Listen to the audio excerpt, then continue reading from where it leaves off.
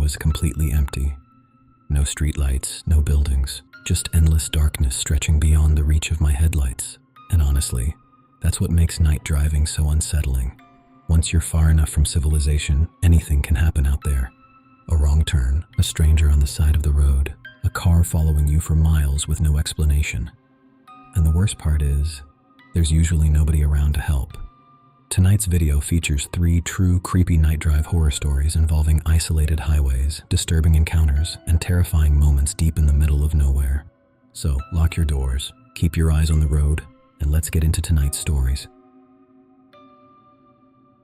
A couple of years ago, I had to make an unexpected overnight drive across several states to get to my brother's place in northern Utah. The entire trip was stressful from the beginning. I'd completely mixed up dates for a family gathering and realized at the last possible second that if I didn't leave immediately, I'd miss everything. Instead of sleeping and driving in the morning like I originally planned, I ended up throwing clothes into my car, grabbing energy drinks from a gas station, and starting an 8-hour drive close to midnight. By around 2 or 3 a.m., I was completely drained. I'd been driving for hours through empty highways with almost no traffic around me. The kind of roads where every mile starts looking identical. My GPS had guided me down the same highway for what felt like forever, and I'd started zoning out badly just trying to stay awake. That's why I didn't notice the exit until it was already behind me. I heard the GPS say something about taking the next exit, looked up and realized I'd completely passed it. Seriously? I muttered out loud. At first, I wasn't too worried. I figured I'd just turn around at the next exit or let the GPS reroute me. But after another minute, the GPS was still stuck on the recalculating route screen.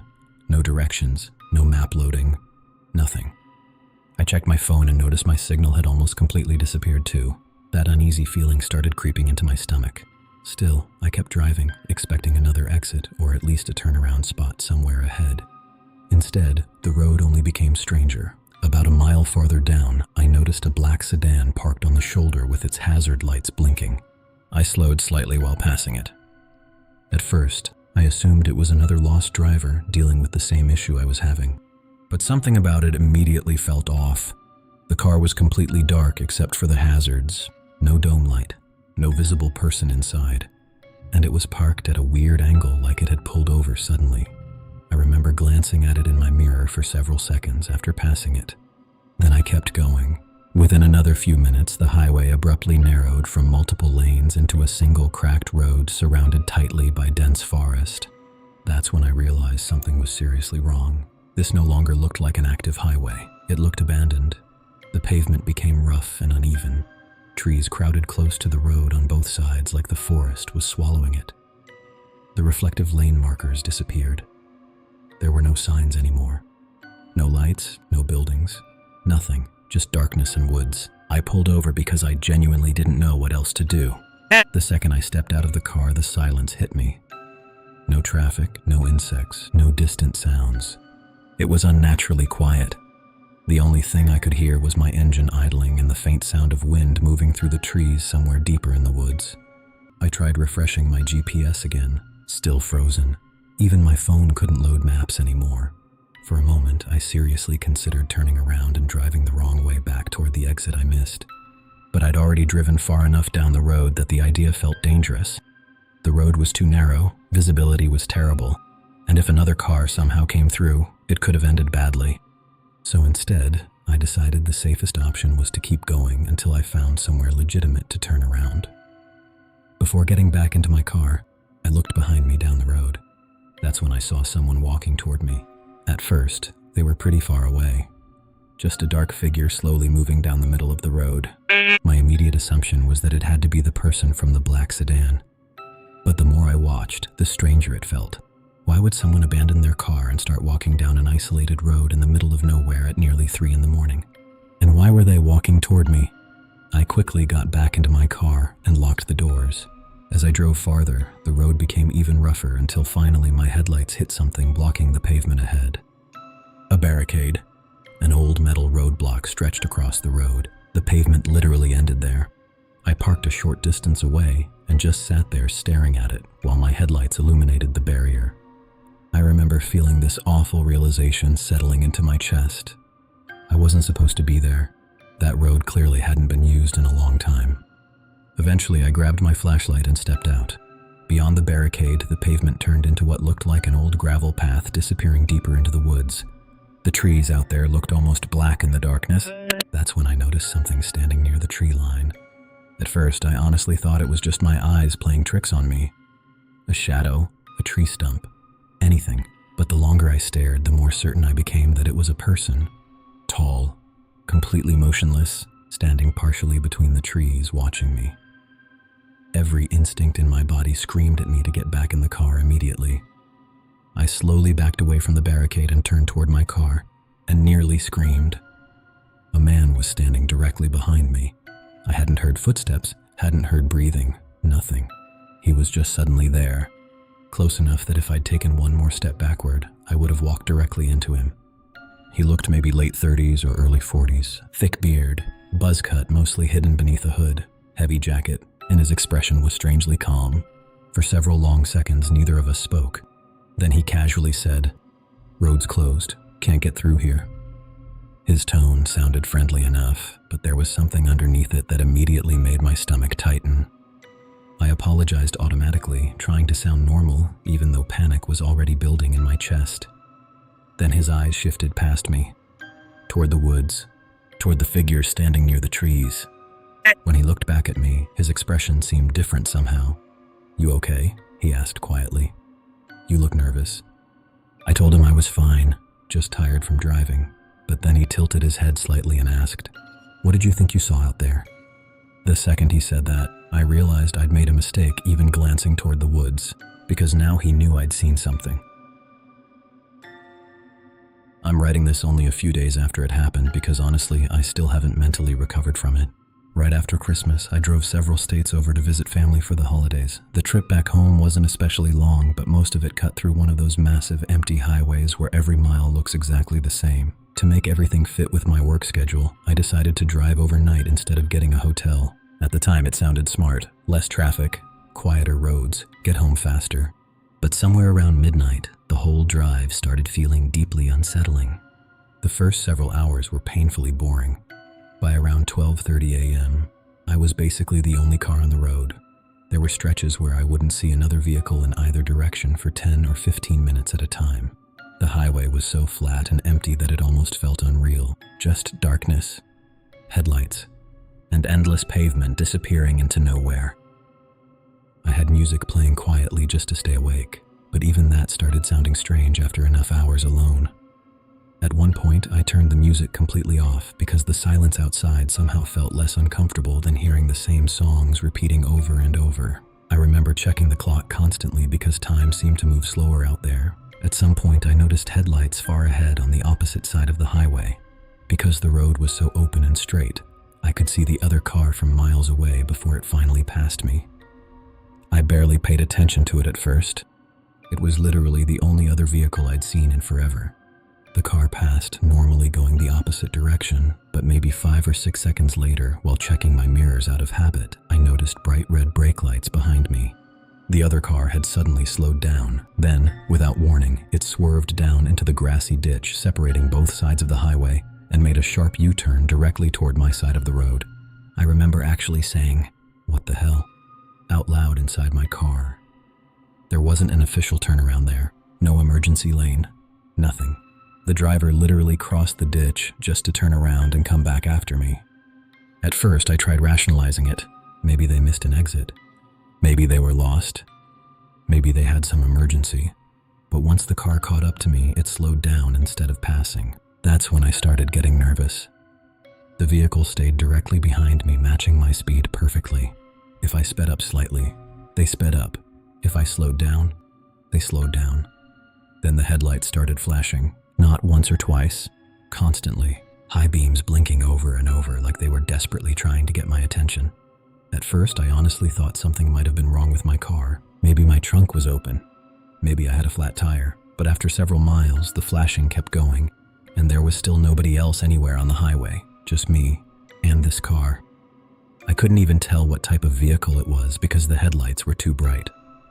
Every time I checked my mirrors, all I saw was glare burning into my eyes. The whole thing started feeling wrong in this hard-to-explain way. Not like someone trying to warn me, more like someone trying to pressure me into stopping. I remember testing the situation at one point by speeding up pretty aggressively. Within seconds, the car sped up too. That's when my stomach really dropped, because now I knew they were intentionally following me. I thought about calling 911 right then, but I also kept second-guessing myself. What would I even say? A car is driving behind me? Technically, they hadn't done anything illegal yet. Still, I kept watching the mirrors constantly. Then things got even weirder. The car suddenly backed off several hundred feet behind me. Far enough that for a moment I thought they were finally leaving. But then they started flashing the headlights again. Slowly, rhythmically, almost intentionally. At that point, I genuinely started feeling scared. Eventually, I saw a sign for a rest area coming up in 3 miles. The second I saw it, I decided I was pulling off there. Even if there were only a couple parked trucks or sleeping travelers, it would feel infinitely safer than staying alone on the highway with this person behind me. When the exit finally appeared, I took it immediately. The design of the rest stop was strange though. The exit spiraled downward beneath the highway into this sort of underground parking area. I'd honestly never seen one built like that before. Instead of separate rest stops for each side of the highway, both directions connected into one shared area underneath the road above. It felt isolated immediately. Once you drove down there, you couldn't even see the highway anymore. You couldn't really hear traffic either. It was just silence, concrete walls, and dim overhead lights. What bothered me most, though, was that the entire place was empty. No parked trucks, no RVs, no travelers, no employees, nothing. I checked my mirror repeatedly while pulling into the parking lot expecting headlights behind me, but there weren't any. For the first time in almost 20 minutes, I actually relaxed a little. I parked near the restroom building and sat there breathing deeply, trying to calm myself down. That's when I realized how tense I'd become. My shoulders hurt from gripping the steering wheel so hard.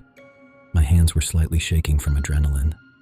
I remember laughing nervously to myself, thinking maybe I'd just massively overreacted to some random driver. I figured I'd use the bathroom, maybe grab something from a vending machine, and then continue driving after clearing my head. I locked my car and walked inside. The building felt just as empty as the parking lot. Fluorescent lights buzzed overhead. The bathroom echoed when I walked. I was inside maybe 2 minutes total.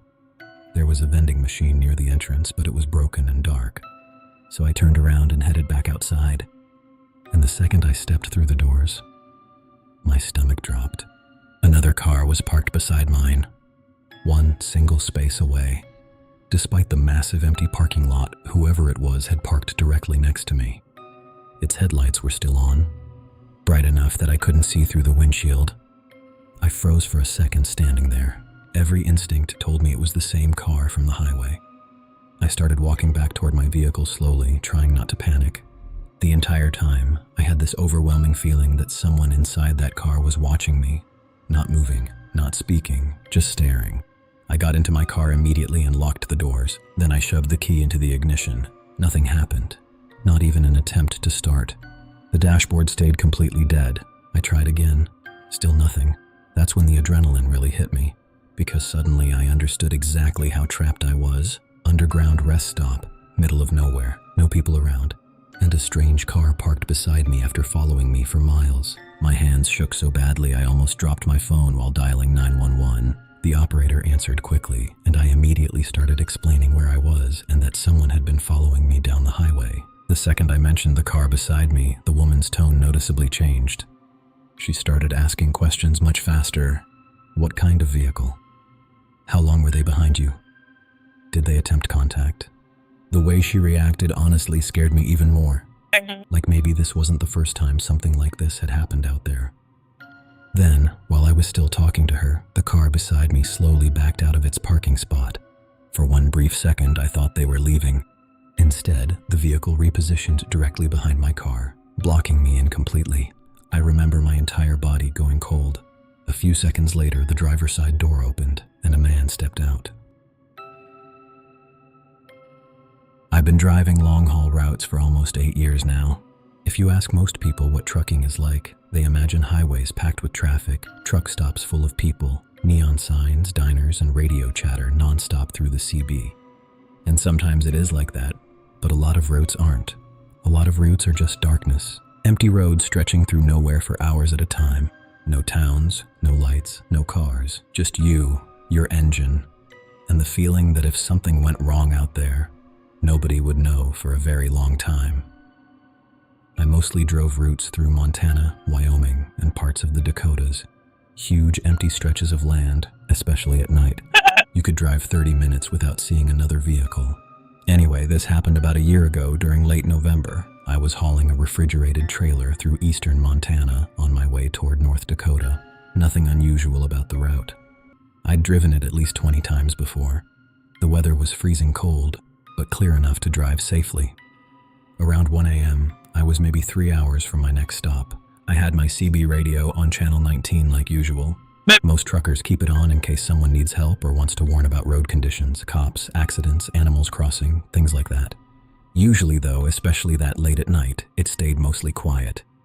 Every once in a while, you'd hear static or two drivers talking briefly before fading out of range. That night, there was absolutely nothing. Just the low hum of the tires and the engine vibrating beneath me. Then the radio crackled. At first, I didn't think much of it. Static happens constantly, but this sounded different, like the radio was trying to lock onto a signal. The speaker hissed loudly before a voice finally pushed through underneath the static. A man's voice, weak and distorted. I couldn't make out what he was saying, though. It sounded broken up and distant. I reached over and adjusted the volume. The voice disappeared immediately. Only static remained. I remember muttering, "Great," thinking my radio was probably acting up again. I smacked the side of it once like truckers always do, then kept driving. About 10 minutes later, the radio crackled again. This time louder. The static burst so suddenly it made me jump. Then the voice returned. Again, it sounded like I was hearing only pieces of a sentence, but this time, I could understand some of it. White trailer, static. Northbound, more static. Gray cab. I frowned immediately, because that was my truck. Gray cab, white refrigerated trailer, northbound. I turned the volume up higher. The voice continued through heavy interference. Single driver, no markings, northbound.